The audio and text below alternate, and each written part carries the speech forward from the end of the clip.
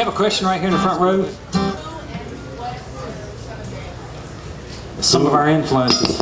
Oh, who wants to go first on the influences?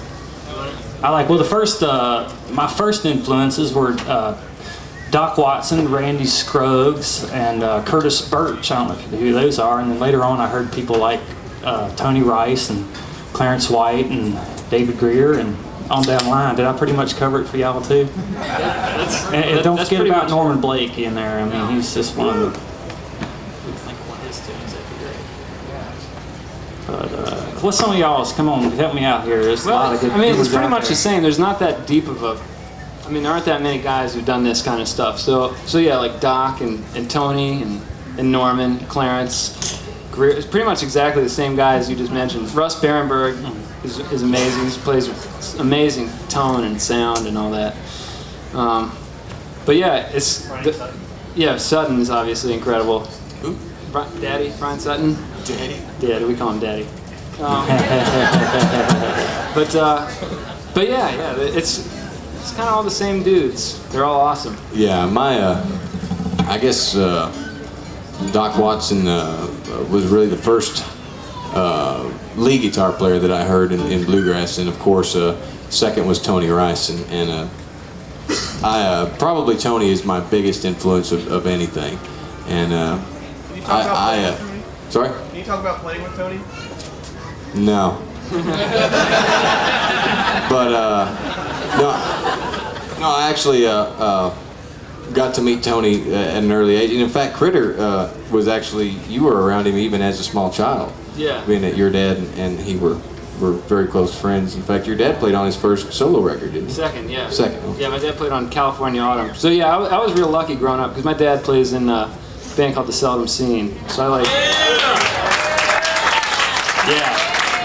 So, but anyway, I really kind of like. I was lucky enough that I really grew up immersed in this music and this scene, and got to like, kind of hang around like Tony especially, kind of up close and see how he did what he does. Not that I can do that at all, but just to like see somebody and see that it actually is possible. Well, and Tony's really also inspiring. the one that gave you your nickname too, is he not? Kinda, yeah. Kinda, sorta. Yeah, Critter, yeah. Critter.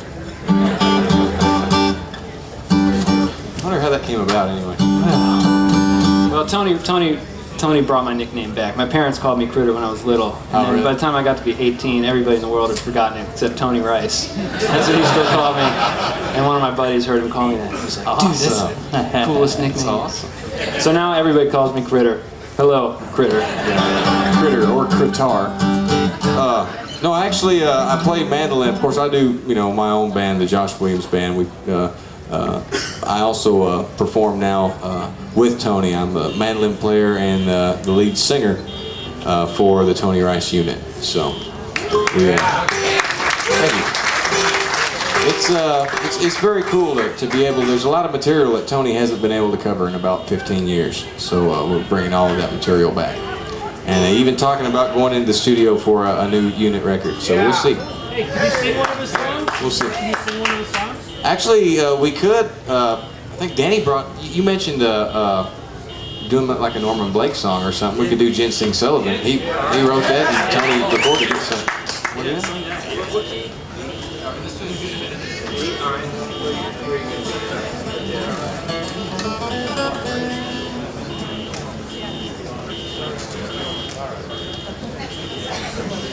Hey, anytime y'all want to get that car alarm, it's totally cool with us. Does anyone own a gold Rolls Royce with the license plate Bluegrass on it? Coming from that great song.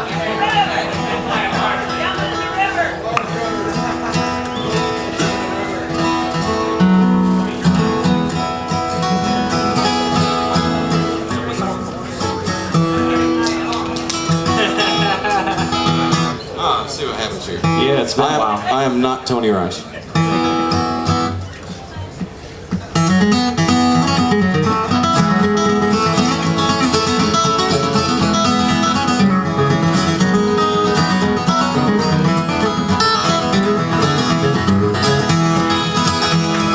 About 3 miles from the Bat Tail Yard with a reverse curve on down, Not far south from the town depot, the Sullivan shack was found, back on the higher ground.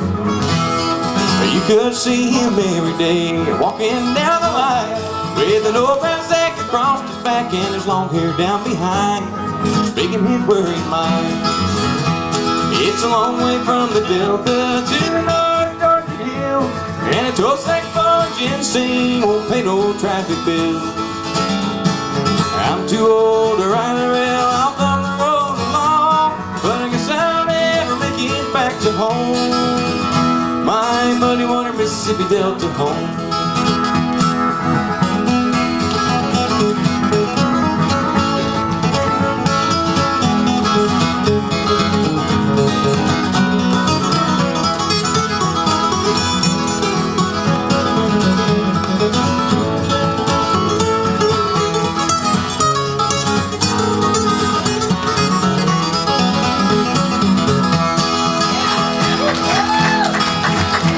Well, the winter's here and it gets so cold, the damp it makes me ill. I can't dig dog roots in the mountainside when the ground grows hard as steel. You gotta stay at the foot of the hill. But next summer if things turn right, the companies will pay high. I'll make enough money to pay my bills to bid these mountains goodbye. And then he said with a sigh, it's a long way from the Delta to the North Georgia hills, and a 12 sack full of ginseng won't pay no traffic bills. I'm too old to ride the rail off on the road along, but I guess I'll never make it back to home. My muddy water Mississippi Delta home.